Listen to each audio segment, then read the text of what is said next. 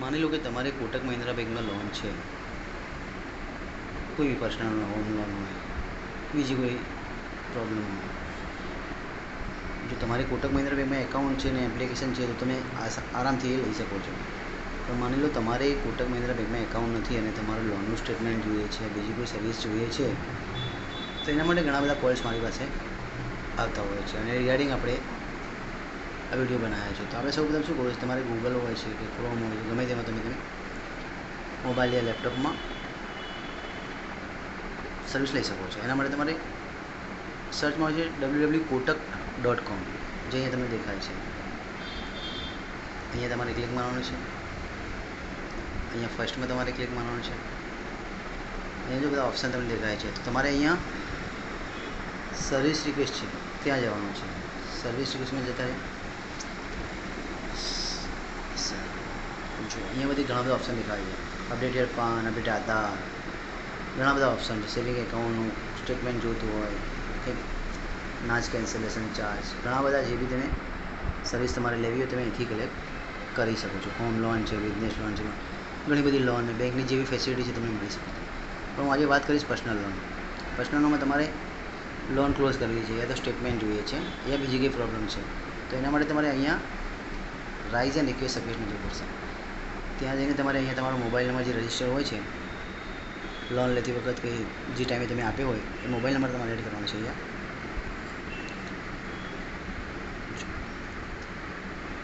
મેં અહીંયા મારો નંબર નાખી દીધો છે.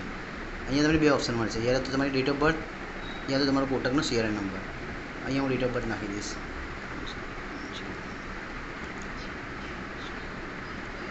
અહીંયા મેં મારી ડેટ ઓફ બર્થ નાખી દીધી છે.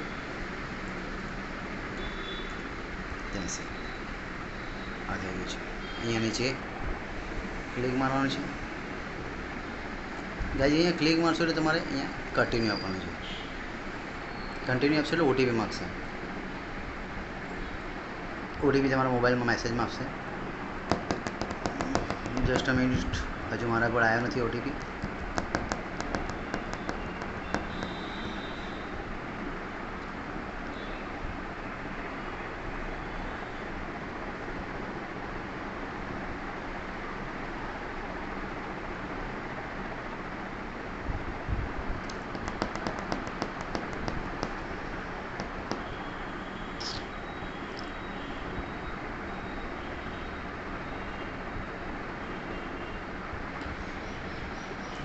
આવી ગયો છે OTP.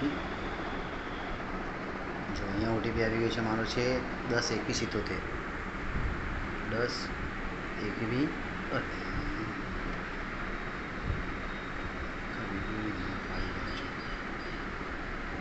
અહીંયા મારો OTP છે 10-21-77. અહીંયા મેં મારી દીધો છે. અહીંયા આવી ગયો, તમે જોઈ શકો છો. આ રીતે ઓપ્શન તમારે આવશે.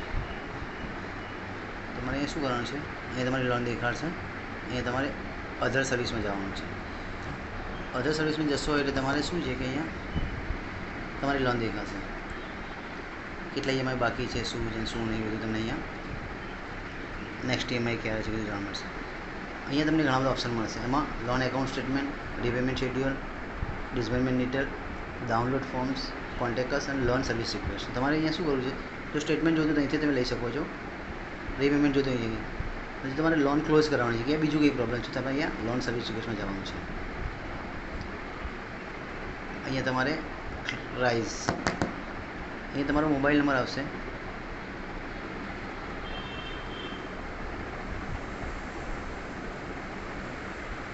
અહીંયા તમારે જે બી લોન હોય, પર્સનલ લોન, હોમ લોન કે જે બી લોન, તમારે અહીંયા તમારો લોન એકાઉન્ટ મળશે. ધ્યાન રાખવાનું, તમારે જે લોન એકાઉન્ટ જોતું હોય ફેસિલિટી એ નંબર અહીંયા સર્વિસ રિક્વેસ્ટમાં ખાસ જોવાનું તમારે. જો અહીંયા બધા ઓપ્શન આવશે. Payment in loan, NEFT. જો તમારે લોન ક્લોઝ કરવી હોય અને એનો એક્સિલેટર મંગાવવો હોય તો તમે અહીંયા ક્લિક મારશો. તમારે કોઈ EMI બંધ કરાવવો હોય, સ્ટોપ કરાવવો હોય તો એના માટે. પાર્ટ પેમેન્ટ છે, તમારી લોનમાં કોઈ લિનન લાગ્યું છે, કોઈ એક્સ્ટ્રા અમાઉન્ટ કપાઈ ગઈ છે તો એના માટે તમારે અહીંયા જવું પડશે. કોઈ EMI તમારે વધારાનો કપાય છે તેના માટે રીપેમેન્ટ તમારે જોતું હોય, કોઈ ચાર્જીસ તમને લાગે છે અને તમારે વેવ કરાવવાના હોય તો બી તમે અહીંયા કરાવી શકો છો.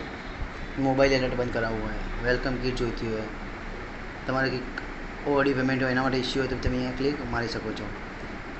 લોનનું સ્ટેટમેન્ટ જોતું હોય, સ્ટેટમેન્ટ ઓફ એકાઉન્ટ, તો બી તમે અહીંયા કરી શકો છો. ચેન્જીસ કેવાયસી ડિટેલ, તમારે કેવાયસી બદલવા હોય, કોઈ ફેસિલિટી બંધ કરવી હોય, યા તો તમારી કોઈ લોન પૂરી થઈ ગઈ છે અને એનું શું જોતી હોય તો અહીંયા ક્લિક મારી શકો છો. રીબેન્કિંગ ઓફ ઈએમઆઈ, ઈએમઆઈની બેંક બદલવી તો બી તમે બદલી શકો છો. જૂના પીડીસી તમારે લેવો હોય તો તમે લઈ શકો છો.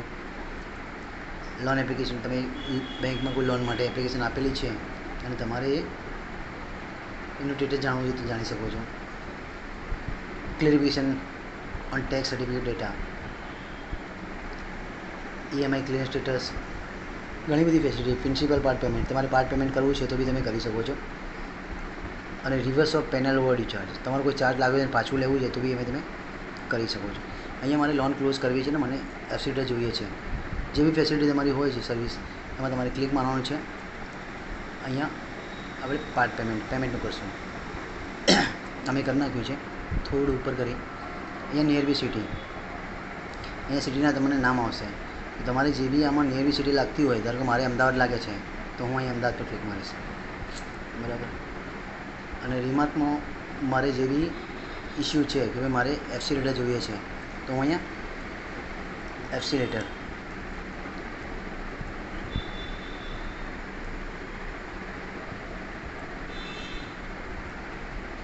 અહીંયા મેં એફસી લેટર કરી નાખ્યું છે. અહીંયા મેં આ કરી નાખ્યું છે. આ કર્યા પછી તમારે સબમિટ પર ક્લિક મારવાનું. સબમિટ પર ક્લિક મારશો એટલે તમારે એક મેસેજ આવી જશે કે ભાઈ તમારી રિક્વેસ્ટ મળી ગઈ છે. રિક્વેસ્ટ નંબર આવશે અને તમને વિથિન 1 થી 2 દિવસમાં તમને તમારું સેન્કશન લેટર, જે એફસી લેટર છે એ તમારા મેલ આઈડી પર તમને મળી જશે અને તમારો પ્રોબ્લેમનું સોલ્યુશન થઈ જશે. ઇવન બેંકમાંથી બી કોલ આવશે કે ભાઈ તમે આ રિક્વેસ્ટ નાખી છે તો કઈ રીતનું છે. તો ગાઈઝ, તમે ઘરે બેઠા તમારા મોબાઈલ યા લેપટોપથી કોટક બેંકમાં ચાલતી લોન યા બીજી કોઈ સર્વિસ અહીંયા મેળવી શકો છો. જય ભારત.